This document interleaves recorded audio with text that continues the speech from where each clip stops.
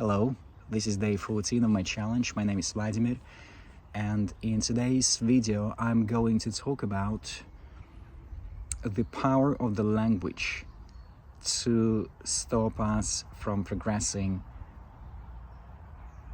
with our goals, with tasks in life, building something around our passions, basically achieving things in life which we really want to achieve. And that was quite a revelation for me today.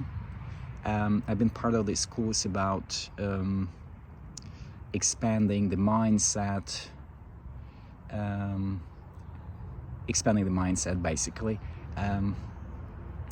And part of the topics which was covered today in today's modules was how the language which we use can impact our power and will to persevere in life. So to give an example, we tend to say, I have to do this, I have to do that. And that's one of the words which has got a negative connotation of obligation, of dispowerment, as if we don't have a choice. Whereas we as human beings, and if you look at that, we have a choice in everything. Even when sometimes the alternative might look completely out of this world, completely incomprehensible, it's still a choice.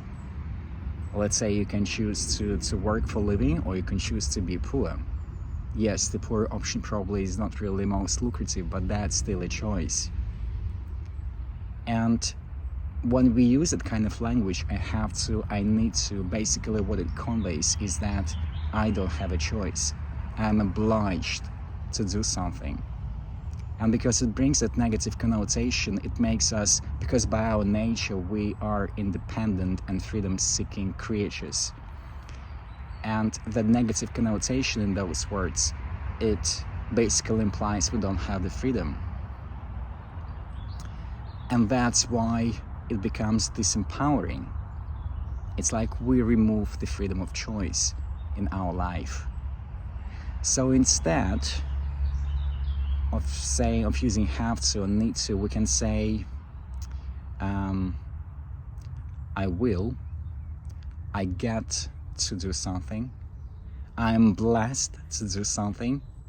And actually the guy, like in the scale of alternatives, get to is much better than have to, and blessed to, if you can find a place for that in the context in which you're using that, that's the best way to say it, because that brings in that positivity as if it's a blessing, it's a gift for you to take that action. So instead of I have to take my kids to the nursery, I get to take my kids to the nursery. It is a choice. You can't choose not to do that. But then it also brings in the joy, I suppose, of the fact that you have kids as well in your life. So that's the same thing. And it's just one of the examples of those. I can't remember what they called those words.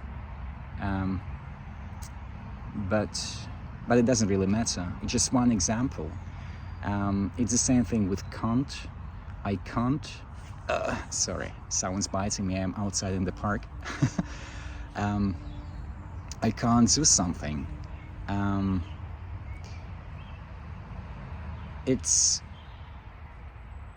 kind of bringing in the same thing, that you don't have a freedom of choice. Instead, you can say, I choose not to do something because of this, that, and that. And then when we use that language with negative connotations, what happens is that the energy, the negative energy, the heaviness from those words, they impact us, impact our will to do something, to persevere with the task which we're saying we have to do. It brings negative emotion which sinks in us and then has an impact on the rest of the day. And the reason I'm talking about that in relation, I have to connect it to the passions. Well, I kind of did, but Let's say when we start pursuing our passions, let's say building a business, doing something which we love, or playing piano more often, or I don't know, going out to nature more often, there might be steps which we have to take to get in the process to getting to the ultimate outcome, which are not particularly pleasant. And then we have tendency to talk ourselves, the inner language, and also to others about those non-pleasant tasks, as we have to do that, we have to do that, we have to do that, and already being kind of unpleasant, something which doesn't interest us as much. On top of that, it's also that negative language, which aggravates the whole thing, the whole impact, and it might have then an impact on if we actually decide to continue with something or give up. So the point I'm trying to make is that on your journey building your life based off your passions, help yourself. Use the right language. Don't talk I have to. Say instead I get to do something. I'm blessed to do something, which is much positive. And that has a tremendous impact also on your feelings and mindset and how you generally look at the thing which you are doing. So that's my message. And by the way, the training which I've been taking is called Conscious Business Accelerator by Aaron Doty, Victor Otto, and Mutt. I can't remember his surname, but doesn't really matter. Cool guys.